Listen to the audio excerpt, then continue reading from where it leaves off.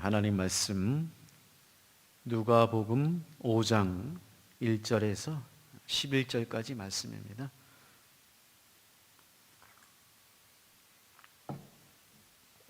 신약 성경 95면 누가복음 5장 1절에서 11절까지 말씀 함께 교독하시겠습니다. 무리가 밀려와서 하나님의 말씀을 들을새 예수는 게네사렛 호숫가에 서서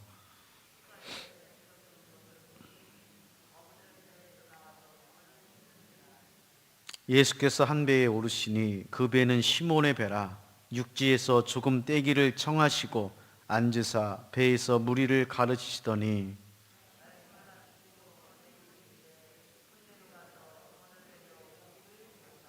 시몬이 답하여 이르되 선생님, 우리들이 밤이 새도록 수고하였으되 잡은 것이 없지만은 말씀에 의지하여 내가 그물을 내리리라 하고,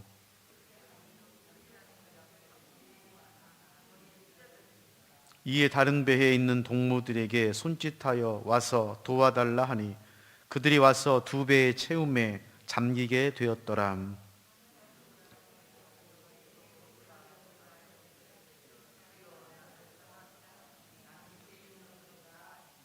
이는 자기 및 자기와 함께 있는 모든 사람이 고기 잡힌 것으로 말미암아 놀라고,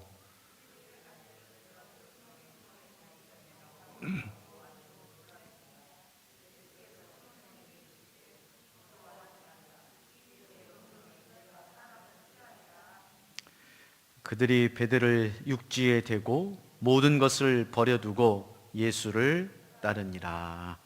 아멘. 인생에는 중요한 것들이 있죠.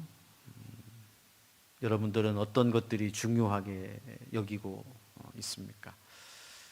사람들 대부분 보면은 인생의 중요한 것들을 돈이다, 물질, 또 권력, 이런 것들을 많이 생각하게 됩니다. 맞습니다. 우리 인생에서 필요하고 중요한 것들, 물질도 있고 또 권력도 있고 또 여러 가지 우리가 살아가는 날 동안에 필요하고 원하고 구하는 것들이 있습니다. 그러나 성경에 보면 인생에서 가장 중요한 것 중에 하나가 바로 만남입니다. 만남. 무슨 말이냐면은 사람이 제일 중요하다는 거예요. 사람이. 하나님께서 이 땅에 사람을 창조하시고 또 사람들을 이 땅에 보내주셔서 만나게 해주셨습니다. 그리고 그 만남을 통해서 사람들은 서로의 상처를 보듬고 또 서로 사랑을 나누고 특별히 하나님 나라의 샬롬, 하나님 나라의 평화, 하나님 나라의 은혜를 함께 누리고 나누는 그런 아름다운 만남을 우리들에게 허락해 주셨다는 것이죠. 이 만남에는 변화가 있습니다. 성장이 있습니다. 우리가 혼자 노력하고 애쓸 때의 변화와 성장보다 좋은 사람들, 믿음의 사람들을 만나고 함께 관계를 맺을 때에 더 큰 변화와 더 새로운 성장이 이루어지는 것을 볼 수가 있습니다. 그러기 위해서는 사람이 얼마나 소중한지를 먼저 알아야 됩니다. 참 요즘 시대를 보면 가장 안타까운 것 중에 하나가 사람 소중한지를 모릅니다. 나와 함께하는 사람들, 가정에서, 일터에서, 교회에서, 세상에서 나와 함께 관계를 맺고 있는 사람들이 정말 이 세상에서 가장 소중하고 가장 귀하다고 하는 것을 새삼 깨달아야 될 시대인 것이 아닌가 생각해 봅니다. 어떻습니까, 여러분? 늘 만나는 사람, 여러분 인생에서 가장 소중한 사람이라고 여기십니까?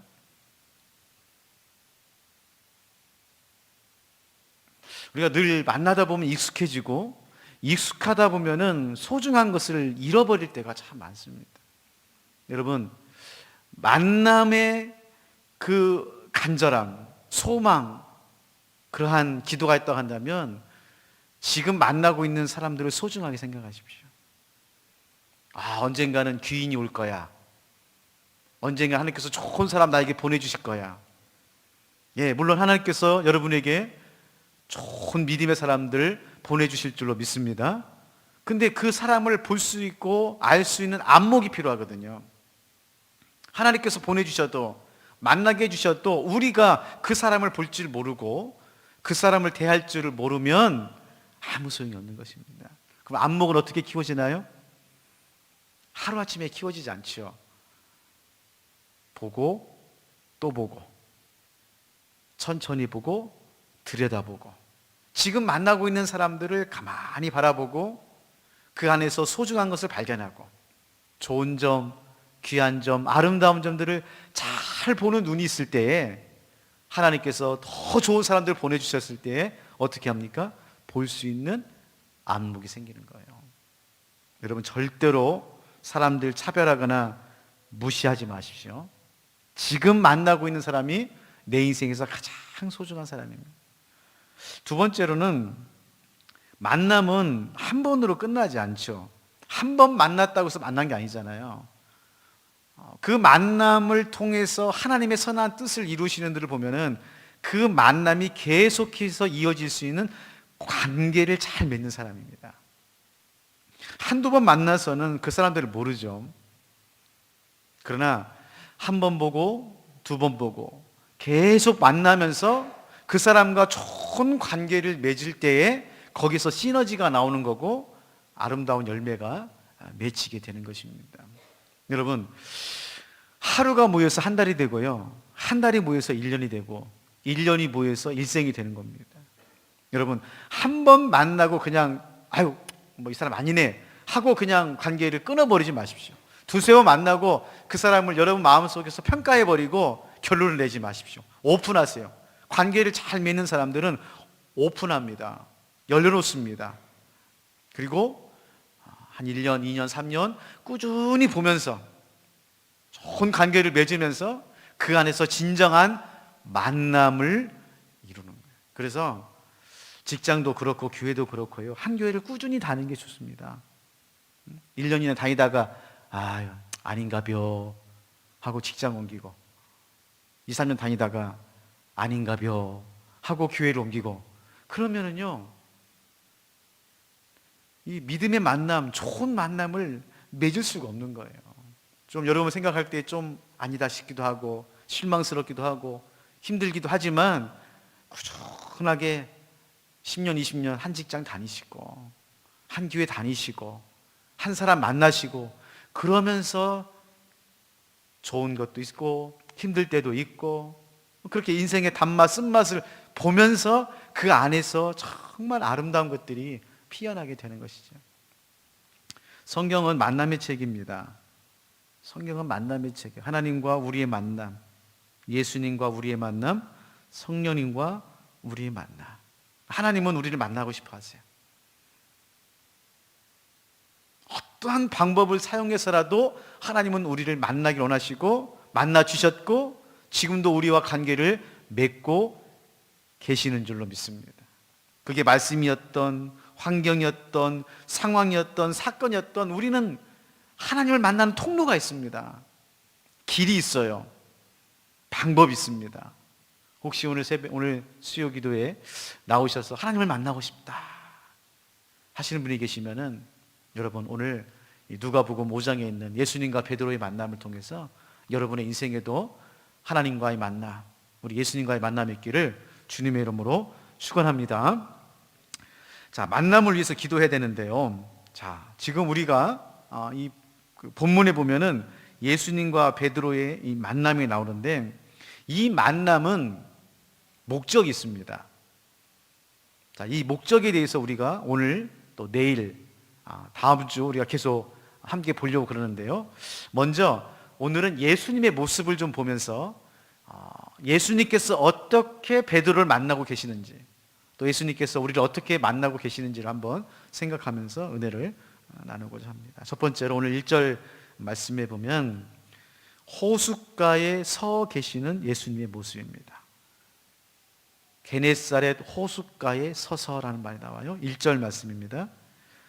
무리가 몰려와서 하나님이 말씀을 들을새 예수는 게네사렛 호숫가에 서서.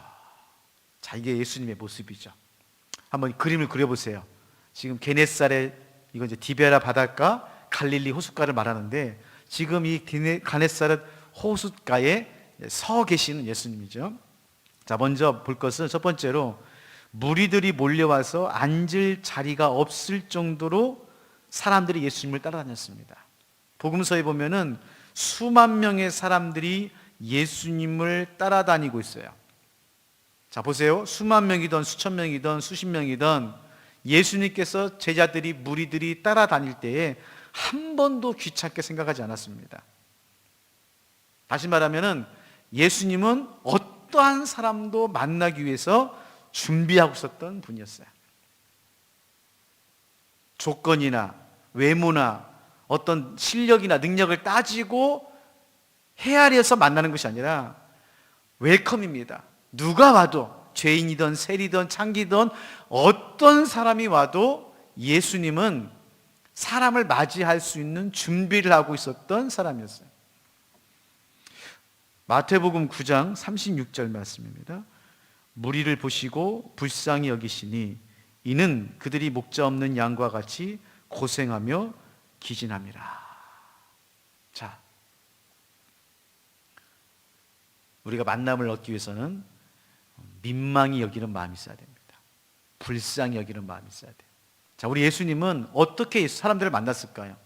예수님도 육신의 몸을 가지고 있기 때문에 때로는 피곤하고 혼자 있고 싶고 사람들을 만나는 것이 참 이렇게 진이 빠질 때가 있는데 한 번도 예수님은 거절하거나 거부하지 않으셨거든요. 여러분, 요한복음 3장에 보면 니고데모를 만나는 그 장면이 나오는데 니고데모가 언제 예수님을 찾아온가요? 네. 요한복음 3장 2절 말씀에 보면 그가 밤에 예수께 와서 이르되. 전에 개정판에는 한밤중에 니고데모가 예수께 와서 이르되 라고 말씀하고 있는 거예요. 우리 예수님은요 24시간 365일 우리를 맞이할 준비를 하고 계시는 참 귀하시고 사랑스러운 분이십니다.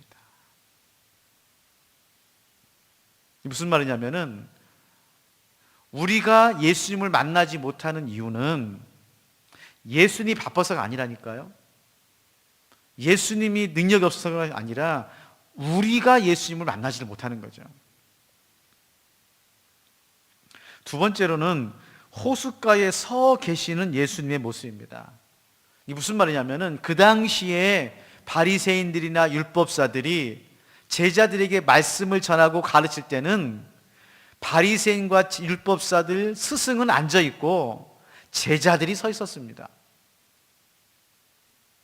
특별히 하나님의 말씀을 들을 때는 온 백성들이 서서 말씀을 들었어요.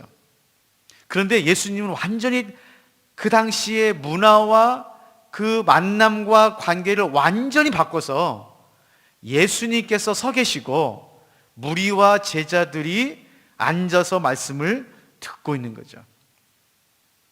여러분, 예수님께서 말씀을 전할 때 듣는 사람들이 권위 있는 말씀이라고 그랬습니다. 예수님 말씀을 들으면서 와, 이런 권위 있는 말씀을 누가 하느냐라고 말씀을 하고 있는데, 여러분, 하나님의 말씀을 전하고 있는 이 권위 있는 예수님께서 게네사렛 호숫가에 서서 제자들과 무리들에게 말씀을 전하고 있는 모습이 바로 우리 예수님의 모습입니다. 여러분, 만남을 하기 위해서는요 우리 예수님처럼 겸손하고 온유한 마음이 있어야 됩니다. 겸손하고 온유한 마음이 있어요. 다른 사람을 평가하거나 가르치거나 지적하거나 따지거나 평가해서 만남이 이루어지는 것이 아니라 오히려 더 낮은 곳에 겸손하게 온유한 마음으로 있을 때에 좋은 만남이 일어나는 것이죠.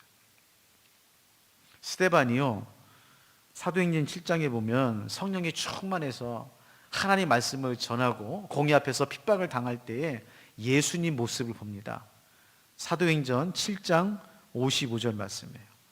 스데반이 성령 충만하여 하늘을 우러러 주목하여 하나님의 영광과 및 예수께서 하나님 우편에 서신 것을 보고, 예수님께서 우편에 어떻게 계신다고요? 서 계신다니까요. 당연히 앉아 계실 분인데도 서서 스데반의 그 마음과 그 상황과 그 고난을 친히 보시고 동역하시고 함께 하시는 예수님의 모습의 표현이 뭐냐? 서 계신다는 것입니다. 서 계신다는 것. 여러분, 먼저 믿는 자가 서 있는 교회가 되었으면 좋겠습니다. 성령 받은 자가 먼저 서 있는 가정이 되었으면 좋겠습니다. 수고스럽죠. 어렵죠. 고통스럽죠. 그러나 우리 예수님께서는 베드로를 만나기 위해서 게네사렛 호숫가에 서서 베드로를 기다리고 계시는 거예요. 그게 바로 우리 예수님이십니다. 두 번째로는 깊은 데로 그물을 던지라고 말씀하시는 우리 주님의 모습입니다. 자, 5장 4절 말씀입니다. 말씀을 마치시고 시몬에게 이르실 때 깊은 데로 가서 그물을 내려 고기를 잡으라. 자, 이 말씀은 예수님께서 지금 호숫가에 서서 말씀을 전하고 계시죠. 근데 말씀을 거의 마치실 때쯤 돼서 시몬을 봅니다. 그리고 우리가 잘 아는 것처럼 깊은 데로 가서 그물을 던지라, 이렇게 말씀을 하고 있어요. 자, 여기서 예수님께서 두 가지를 지금 베드로에게 말씀을 하고 있는데, 첫 번째로는 말 그대로 베드로가 고기를 잡지 못해서 깊은 데로 가서 고기를 잡으라고 하신 말씀입니다. 자, 이 말씀은 어떻게 해석이 되냐면은 예수님께서 베드로에게 기적을 베푸시고 많은 물고기를 잡게 해 주심으로 예수님이 어떤 분인가를 베드로에게 보여주신 사건이죠. 자, 그런데 오늘 만남이라고 하는 이 안경으로 이 예수님의 말씀을 보면은, 이 말씀은 베드로에게 깊은 곳으로 가서 그물을 내리라고 하는 필요, 기적, 체험, 이런 것을 뛰어넘어서 만남이라는 건 뭐냐면은 밤새도록 수고했지만은 고기를 잡지 못하고 있는 베드로의 마음을 보시는 예수님을 보고 있는 거죠.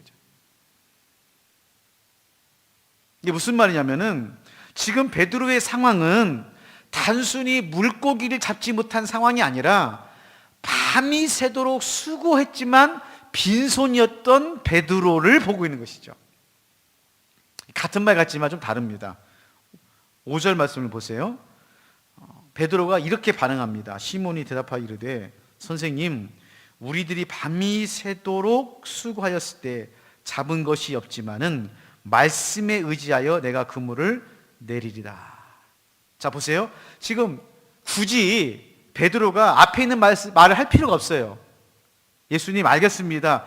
말씀에 의지하여 내가 그물을 내리겠습니다라고 하면 돼요. 근데 한 꼭지를 답니다. 왜 그랬을까요? 그게 베드로의 마음이라니까요. 베드로가 예수님에게 뭐라고 말하냐면은 우리들이 밤이 새도록 수고하였지만은, 이 말 하고 싶은 거예요. 밤이 새도록 수고했다는 것이죠. 날이 새도록 사람들이 알아주던 못 알아주던, 인정받던 인정받지 않던 밤이 새도록 수고했을 때, 그때 예수님께서 말씀해 주시는 거예요. 그때 예수님께서 만나 주시는 것입니다. 만남의 능력은 어디냐면 기적에 있는 것이 아니라 마음을 만지는 데 있어요. 여러분, 베드로는요, 물고기를 못 잡고 돌아온 그 마음을 아무도 못 알아준 거예요. 그런데 예수님만이 베드로의 마음을 정확하게 보시고 말씀하고 있는 것이죠. 우리들도 마찬가지입니다. 우리들이 예수님을 만날 때가 언제죠? 밤에 새도록 수고하고 수고했지만 빈손으로 돌아올 때, 그때 예수님을 만나는 시간입니다.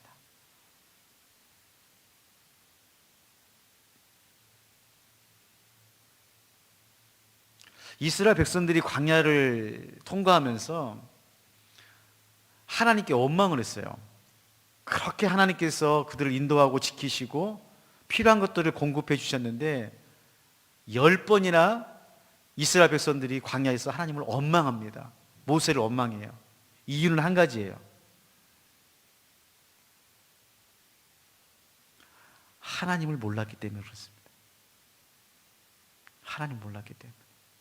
그들의 관심은 하나님에 있는 것이 아니라 하나님이 주시는 것에 관심이 있었어요. 하나님께서 나에게 무엇을 주시는가, 어떤 기적을 주시는가, 어떤 필요를 공급해 주시는가, 물론 그것도 귀하죠. 그러나 신앙은 주는 것, 기적을 보여주는 것이 아닙니다. 나의 인생에서 필요한 것들을 주시는 하나님, 나를 만져주시는 하나님, 나에게 기적을 베풀어 주시는 그 하나님을 만나는 게 신앙이에요. 그게 만남입니다. 세 번째로 오늘 10절 말씀해 보면 예수님께서는 베드로의 만남을 통해서 하나님의 나라를 이루는 사람으로 세우기를 원하고 계십니다. 자, 이게 이제 예수님의 만남의 목적이죠. 10절 말씀 같이 한번 읽어볼까요? 10절 말씀입니다. 시작. 세베대의 아들로서 시몬의 동업자인 야고보와 요한도 놀랐습니다. 예수께서 시몬에게 이르시되 무서워하지 말라. 이제후로는 내가 사람을 취하리라 하시니. 자, 모든 사람들은 무엇으로 놀라고 있습니까? 물고기 잡은 거로 놀라고 있어요. 야고보도요, 요한도 깊은 곳에 가서 그물을 던졌더니 많은 물고기를 잡은 것을 보고, 즉 기적을 보고 놀라고 있어요.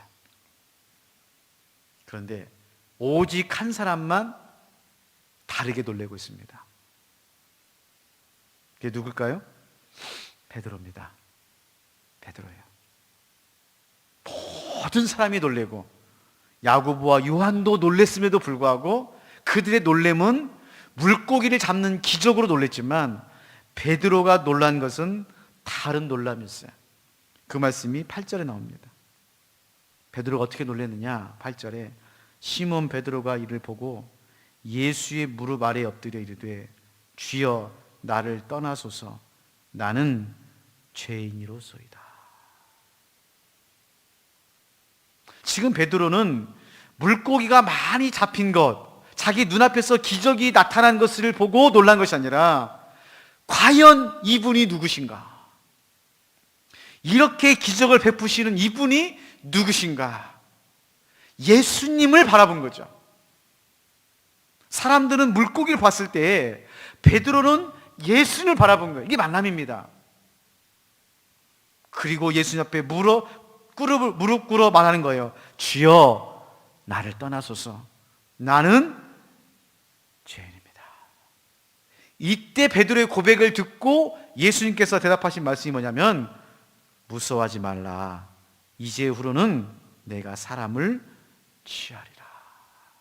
세 가지입니다. 첫 번째로 무서워하지 말라고 합니다. 여러분, 우리 인생은요, 물고기가 없어도 무섭고 물고기가 많아도 무서워요. 물고기가 없어도 두렵고 물고기가 많아도 두려워요. 물고기가 없어도 불안하고 물고기가 많아도 불안한 것이 우리 인생입니다. 얘가 좀 이상하지만은요, 여러분 갑자기 여러분한테요 30억 생겼다고 생각해 보십시오. 2다리 뻗고 잠 못 잡니다, 여러분. 불안해가지고 잠 못 자요. 사람이란 게 그래요. 없어도 불안하고 넘쳐도 불안한 거예요. 예수님께서요 정확하게 베드로를 보는 거예요. 베드로가 지금 무엇을 무서워하고 있는지, 무엇을 두려워하는지를 정확하게 보고 계세요. 우리 예수님께서 우리를 볼 때도 마찬가지입니다. 늘 불안하고 걱정이 넘치고 근심이 가득한 삶을 살아가는 거예요. 그래서 우리 예수님께서 제자들에게 이렇게 말합니다. 요한복음 16장 33절 말씀. 이것을 너희에게 이르는 것은 너희로 내 안에서 평안을 누리게 하려 합니다. 세상에서는 너희가 환난을 당하나 담대하라. 내가 세상을 이겼노라. 자, 이런 말을 할 수 있는 분이 누가 있습니까? 시저도 나폴레옹도 이런 말 못하죠. 오직 예수님만이 말하는 거예요. 응? 환난을 당하라, 담대하라. 내가 세상을 이겨노라. 예수님과의 진정한 만남이 이러면 우리 안에 평안이 있습니다. 평안이 있어요. 두 번째로는 이후로는 이란 말이 있어요. 이후로는. 예수님께서 베드로에게 이후로는, 이 말은 무슨 말이냐? 예수님께서 과거는 물어보지 않는다는 거예요. 네가 어떻게 살았는지, 어떤 잘못을 했는지, 어떤 문제가 있는지 끄집어내지 않는다는 거예요. 예수님께서 베드로에게 네가 갈릴리 바닷가에서 지난 세월 어떻게 살았는지 그게 중요한 것이 아니다. 이후가 중요하다. 이후가. 앞으로가 중요하다. 우리 하나님은 우리에게 미래를 주고 희망을 주시는 하나님이세요. 악한 마귀는 자꾸 우리를 과거로 돌아가게 합니다. 옛날로 돌아가게 해요. 그래서 자꾸 우리를 발목을 잡아요. 앞으로 나가려고 하면은 너 과거에 어땠는데, 옛날에 이랬잖아 하면서 자꾸 우리 마음 가운데 죄책감을 심어주고 무력감을 심어줘서 앞으로 나가게 하지 못해요. 그런데 예수님을 만나면 우리가 이후로는, 앞으로는, 내일은, 미래는 희망이요, 소망이요, 은혜요, 능력이 되는 것이죠. 사랑하는 성도 여러분, 여러분의 인생에 BC와 AD가 있어야 됩니다. 그게 만남이에요. 내가 예수를 만났을 때 평안히 있다고 한다면은 내 인생 가운데 전환점이 있어야 됩니다. 크던 작던 방향을 돌리셔야 돼요.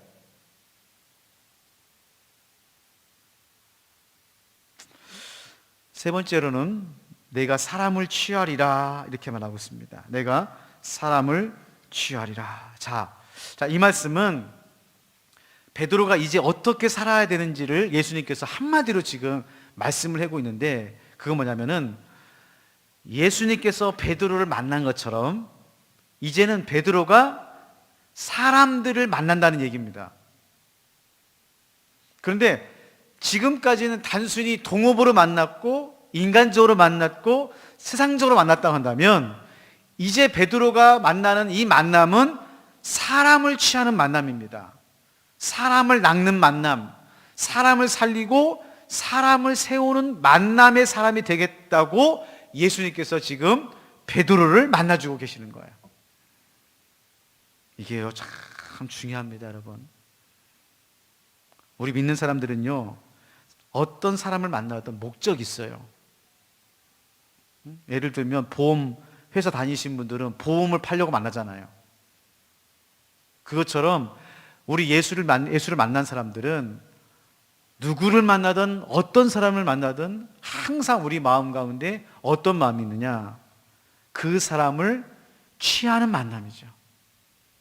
그리스도의 복음을 증거하고 생명을 나눠주고 그 사람을 살리기 위해서 만나는 만남으로 인생이 바뀌는 거예요. 물론 직업은 세상에서 우리가 먹고 사는 직업이지만 우리의 진짜 소명은, 진짜 직업은 사람을 취하는 사람이 된 거예요.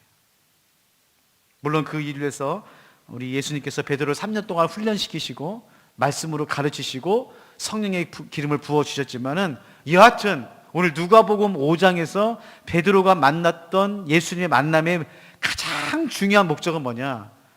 예수님께서 베드로를 통해서 사람을 취하는 사람으로 세웠다는 것이죠. 자, 말씀을 정리하겠습니다. 사랑하는 성도 여러분, 만남이 중요합니다. 만남이 정말 중요해요. 한 사람을 살리고 한 사람을 세우고 한 사람을 변화시키는 것은 결국은 만남입니다. 만남. 그런데 예수님께서 베드로를 만나셨을 때 했던 그 만남을 우리가 꼭 기억하셔야 돼요. 첫 번째로 인생의 호숫가에 서 계시는 예수님을 만나시기를 바랍니다. 우리를 기다리고 계세요. 우리를 만나시기 위해서 찾아오세요. 그 예수님, 오늘 또 우리 인생 가운데, 우리 교회 가운데 우리를 위해서 서 계시는 그 예수님을 바라보시기를 바랍니다. 두 번째로는 내 형편과 사정과 내 마음을 만지시고 아시는 그 예수님께 가셔야 됩니다. 깊은 곳에 그물을 던졌다는 말은 깊은 곳에 가서 그물을 던졌다는 말도 있지만은 내 마음을 만지시고 있는 그 예수님께 그물을 던졌다는 것이죠. 그게 진정한 만남입니다. 세 번째로는 예수님을 만남으로 사람을 취하고 사람을 세우는 사람으로 여러분의 인생 가운데 하나님의 생명의 사람이 되십시오.